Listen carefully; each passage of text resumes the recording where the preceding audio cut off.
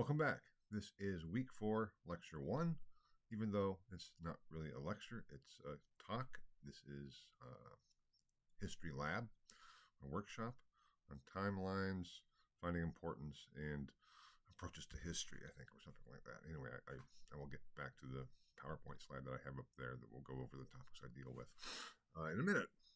The point is that I'm not going to go into the background to labs and what we're doing here, which I already did with the first one. So we'll get right to it.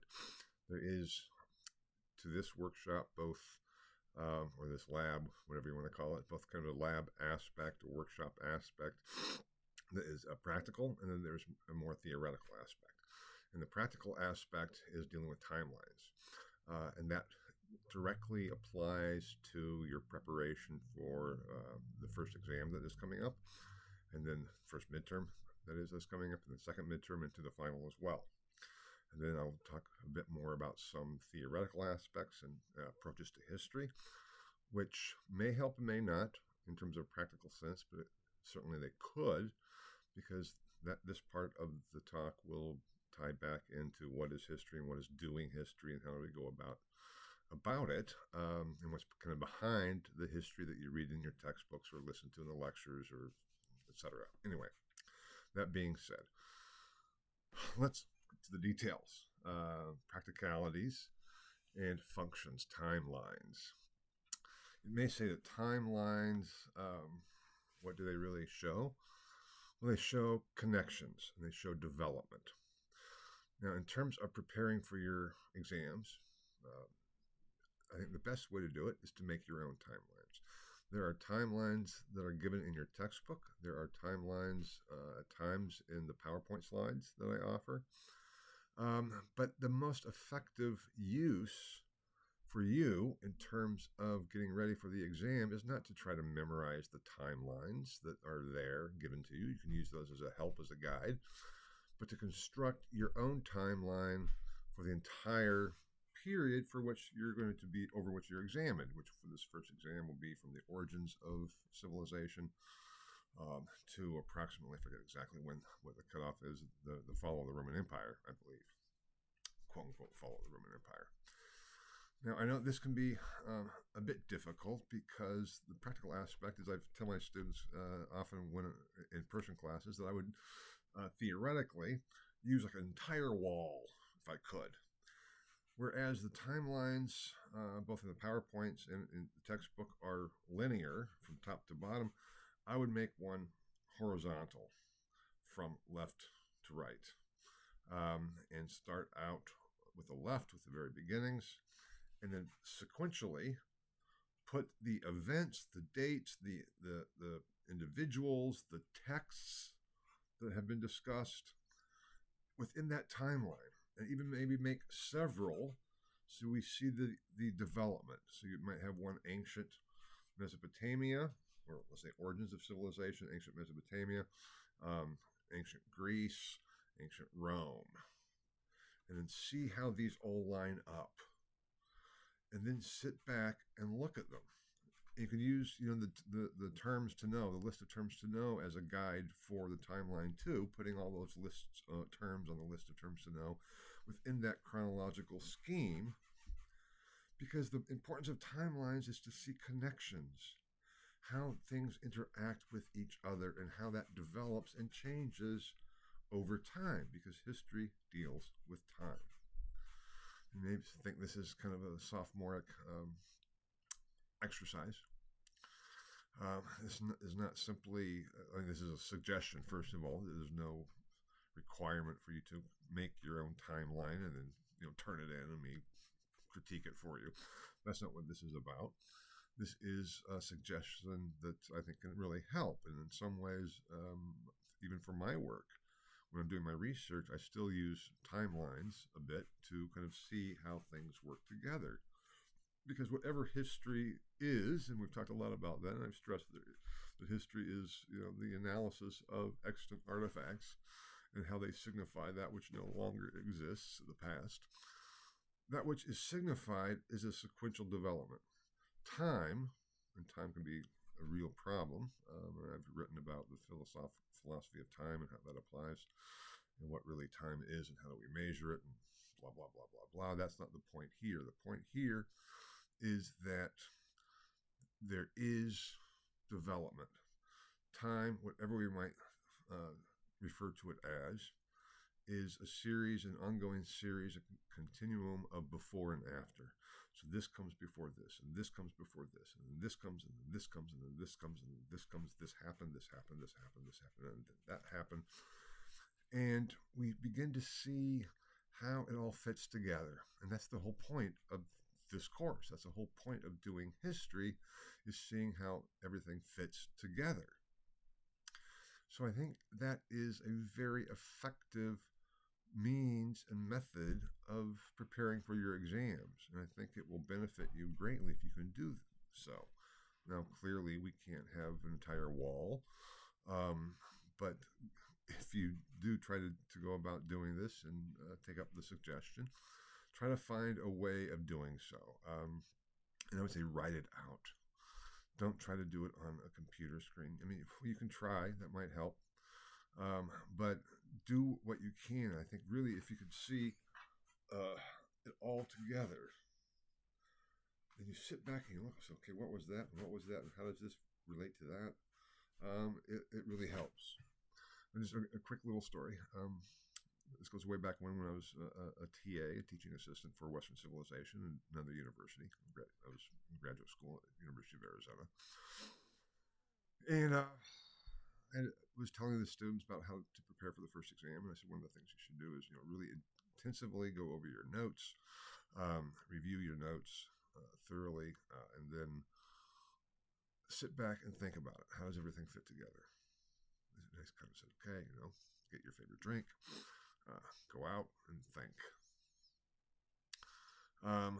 And then what you do, then you go back and fill in what you don't remember. So, oh yeah, what was that? What was that? And you go back and do more intensive memorization, more intensive study. Maybe refer back to your textbook.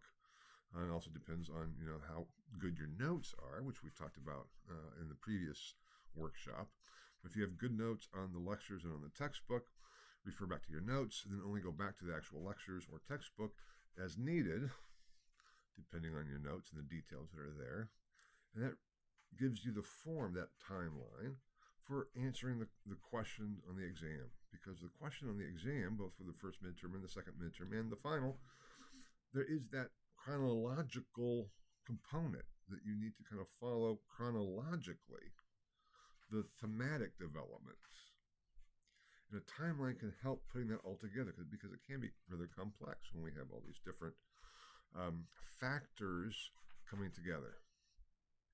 It's not an issue of saying you have to memorize every date or every event or every individual or every term that is on the list of terms to know, but seeing how they all fit together in the whole. That's what the questions are really getting at. And doing this timeline, I think, will help. So I would say give it a shot if you can. Practically figure out how best you can do so. And if you can use an entire wall, go ahead. But I doubt that's possible for many of us. I wouldn't be able to do that. I don't have the means to get a wall and put it all up there. But that's what I would do if I could, theoretically, in the best of all possible worlds. Now, part of this exercise, or the part of the importance of timelines, is it helps us to find importance and meaning in the past. Now, here we get to the more theoretical, except still it has a practical application, because on the exams, I'm interested in importance and meaning. So the issue is, how do we relate, let's say, the march of time on the timeline to what is important and what's the meaning behind it all. And I also have argued, I don't remember if I have said this in the written lectures or the video lectures in the early lecture or two, dealing with the philosophy of history, but meaning and importance is never inherent. It's always something that we ascribe to the past. There is no inherent meaning, and therefore no inherent importance, to all the events and developments of World War II, for example. You say, yes, there is. No, there's not. Until we start interpreting and analyzing and attributing meaning to it. Because meaning will be different for each individual when it comes down to it, but also it changes over time as we learn more, as we understand more. The importance of one thing that may at first seem insignificant becomes very important later when we learn more. So that is like, it's like what happens is here, and historians have to figure out that timeline based on what is extant in the present that we analyze. And then we have to say, okay, why is this important? Why is it important that I talked about Helen of Troy as a symbol of Greek identity? Why is that important? And then we have to ask, for what and or for whom? And I would argue it was certainly important and had meaning for the Greeks who wrote about it, for Herodotus, Isocrates. I talked about those developments. But also in terms of this course, how I've structured this course, that is a very significant aspect. That attribution in the past of meaning to Helen and how that functioned for the Greeks and how that plays into Western civilization and how I implot Western civilization for this course and the meaning that I see in the past. Now, again, you don't have to accept what I see as of importance or the meaning I attribute to things, but you have to understand it. And if you want to argue against it or offer a differing understanding or meaning, you're welcome to, but you have to base that on the course material, or for historians, on the evidence. This gets to be something too in terms of finding importance, and I shouldn't really say finding importance and meaning. It's really ascribing importance and meaning. But it's not an issue of what is important and what does it mean to me. That's is a level that is there. But what does it mean for what? For the historical development, for us today, for the people in the past. And those in some ways are three different contexts in which we find importance and meaning, or in which we attribute importance and meaning to. We can say, okay, what was of importance and meaning at the time to the people who were actually involved in something, whether it is writing poetry, whether it is writing an account and a history themselves, whether it is a battle, whether it is an invasion, whatever it might be, there's an importance and a meaning at the time. As historians, we look back on it and say, okay, that may be, but in the broader perspective, we see that within the larger context. And so there is importance and meaning of an event in the past that we attribute to that event based on this larger view, which is distinct from, even if not contradictory to at all, the meaning that the people themselves attributed to it at the time. Something, this is just a human phenomenon, something that when you're going through it means a lot, let's say, to you. And then later on you look back and think, yeah, but that wasn't all that important. I made, the proverbial mountain out of a molehill. That could be, but that then erases that importance at the time. So we have to balance both of those. And then in terms of the grand narrative, the emplotment that I talked about in the first lecture, or the first or second lecture, how we put it all together. And that is what you're being asked to do for your final exam. How do you put it all together? And that being said, I'm going to not go into that much more because I've addressed that in terms of the philosophy of history and doing of history, and that how, as historians, we ascribe meaning to the past based on the analysis of extant evidence. It becomes more complex because meaning and importance has different levels or dimensions, and this gets into the approaches to history. Now, on the slide here, I have political history, military history, intellectual history, social history, economic history, and cultural history. And why I do that is because each of these different approaches to history, or I should have actually said types of history or subdisciplines of history, can have their own timeline. The political timeline might not be the same as the military timeline or the intellectual or the social timeline. And that all gets back to finding importance of meaning. And just as one example, and I'll be talking about this more later on in the course. But there's a great French medievalist, Jacques Le Goff, who argued for the extended Middle Ages, the long Middle Ages, which he said lasted basically into the French Revolution.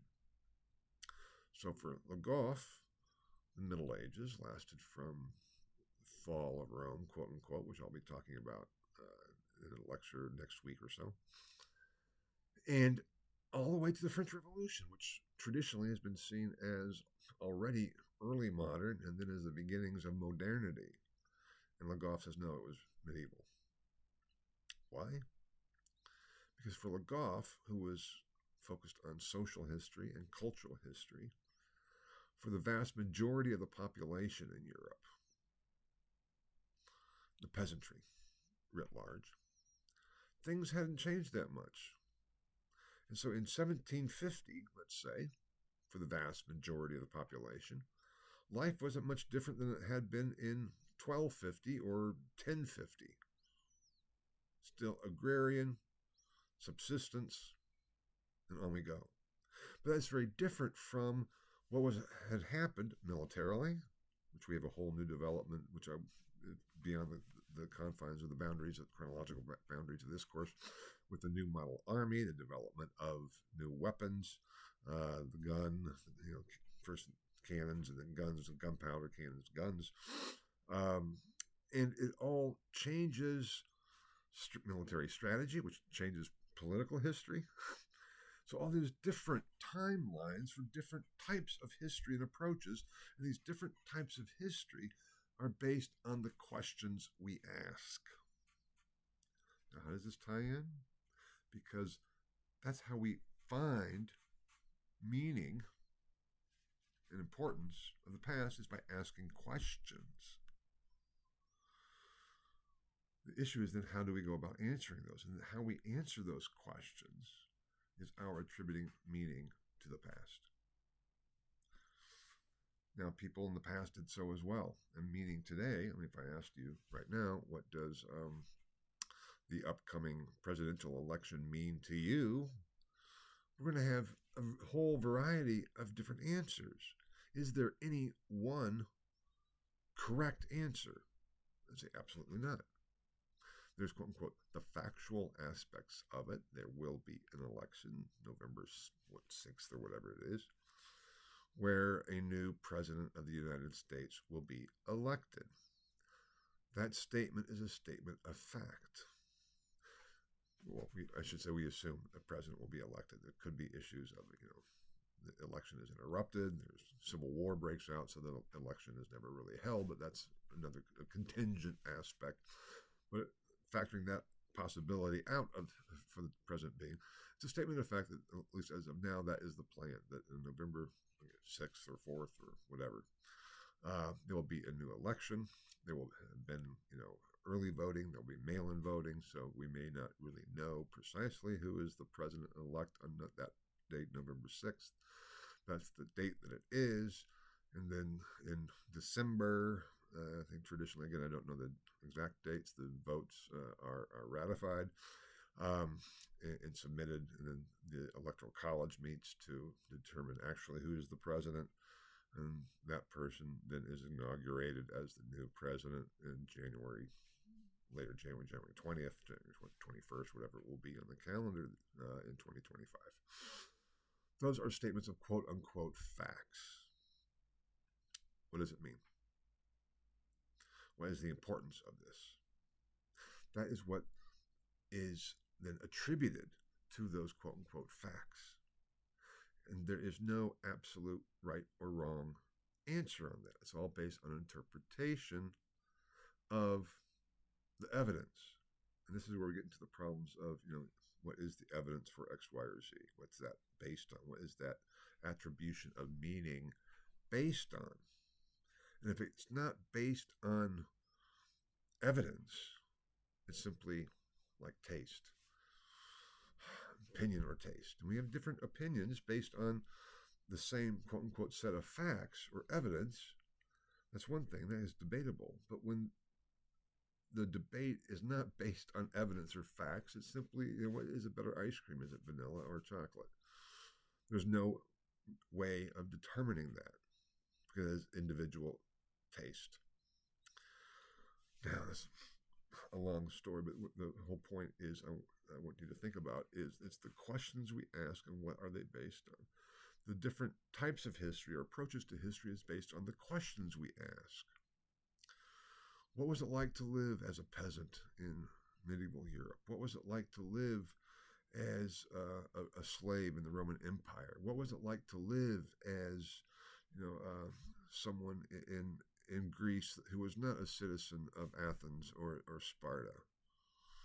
What was it like to be a female? What was it like to be a male? What was it like to be somewhere, in between? Or I don't want to get into the whole gender issue, but there's I'll leave that aside for now. But there's always people who have quote unquote identified neither as male or female, even though those terms were pretty well set until recently. But let's say those who did not conform or fit in with the categories used at the time and so often traditionally had been used. What did it mean? It's a problem as a question. That will be different from the question of what were the military options for France as it was developing in the 11th century. How did they organize their military? How was it structured? How did that affect their success? That is a different question from what were people thinking about it and how were they attributing meaning to their own world? How did they understand their whole own world? That gets to the intellectual and the cultural aspect of it. What were the practices? That's the kind of the culture. What was the religious understanding and practices at the time, and how does that relate to the military, the social, political, and on we go? So the different types of questions we can ask about the past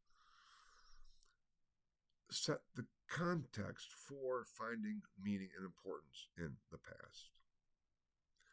And there's no one proper way to approach history, or no proper one set of questions that is the most important set of questions. And we can find other subdivisions of history too, or different approaches to history, and then also you get into the whole issue of different methods of history, different research methods, different ways of analyzing. So it becomes very, very complex.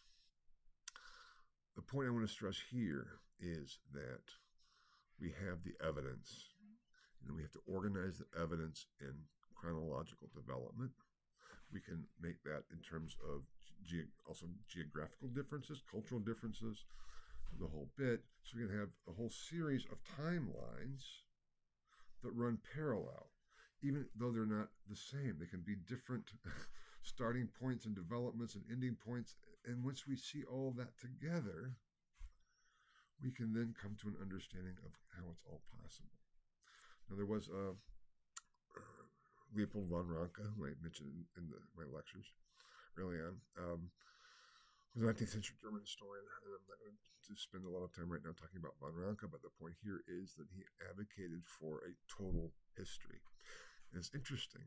In the 1960s and so, there's another school in France, the Annales, and they argued for a total history, which if we can look at all these aspects in the 1960s too, in the Annales, that included the environment and the whole historical development, geographical and environmental development. How do we understand those things too in terms of how they affect individuals and states? And von Ranke basically said it's impossible to really get to a total history. But that's the goal. Now, in this course, and I would argue in every history course you will ever take, there's no attempt to reach a total history. We present our material based on our own analysis and our own questions in terms of what is importance and what importance do we find and attribute to the past. If you haven't discerned this already, my approach is more intellectual and cultural, because these different approaches to or different questions or types of history can also combine and intermingle. And often one historian will look at several different aspects. But if we started to make a list of all the different types of history, all the different approaches to history, also geographically, politically, the whole bit, it's way overwhelming. So this is all a distillation. A history course is a distillation to almost like one perspective or so. Even if the instructor, the professor, shows different debates within that or different perspectives on all of that, there still is a very limited range of the attribution of importance and meaning. Doing timelines can help sift through all of that. And what you find of interest, focus on that. You can argue whatever you want as long as it's based on the evidence. And in terms of the exam, the evidence is the course material, what is presented in the textbook and in lectures. You have been assigned one primary document. That's Plato's Republic, the focus of your term paper. There's another workshop later on, I believe, focusing on the term paper.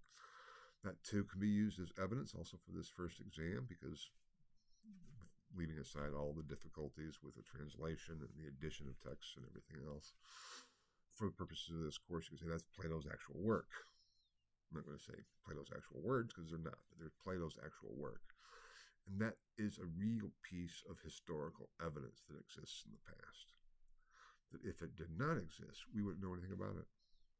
We would not be asking the question, what is justice, or what was justice to Plato, and how did that play out, and how was that question formed in what political, cultural context. But for your midterms and exam, the evidence is the course material. Now, I refer to individual texts in the lectures. I talked about the Epic of Gilgamesh. I talked about the Enuma Elish, the Babylonian creation myth. We refer to other texts. The textbook talks about texts and at times has little boxed excerpts from text. Those two are primary pieces of evidence. So whatever is presented and assigned to you is the evidence that you then have to analyze to find meaning and importance. And the questions that are asked of you are about that meaning and importance. But to answer them, you have to get into the details and specifics of the evidence, which is then based on the chronological matrix over time of how it all fits together. That's the point. That's the task. And that is what makes history so, number one, horribly difficult and complex. Number two, so exciting. And even though studying for an exam or writing an exam is drudgery, I hope you can also see the excitement thereof, because it's hard work to come to a place when you finally say, I get it. And that's what I hope for all of you, that insight where the light bulb comes on. But to get to that point where it's like, is hard work, a lot of hard work.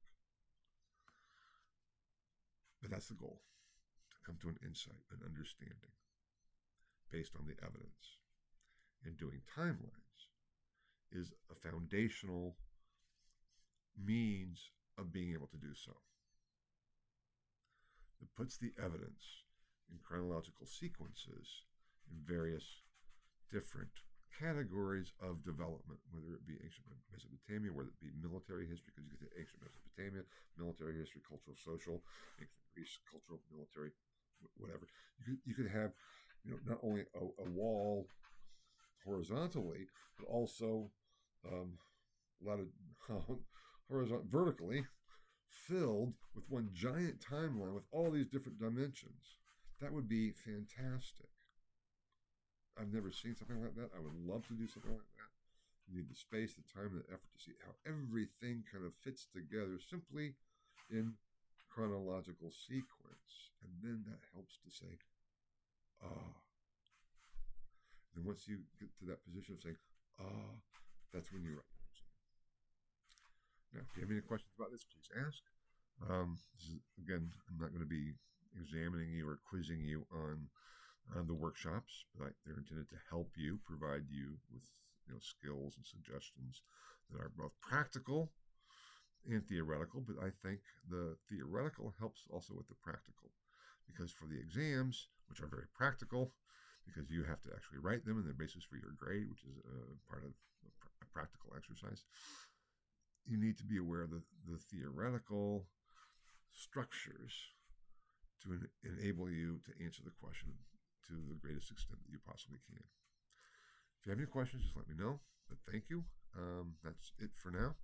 And I will be back before too long with week 4 of lecture 2, which I believe is the rise of Christianity, which takes off from the myth of Rome, as I talked about in the last lecture. Thank you so much. Bye-bye.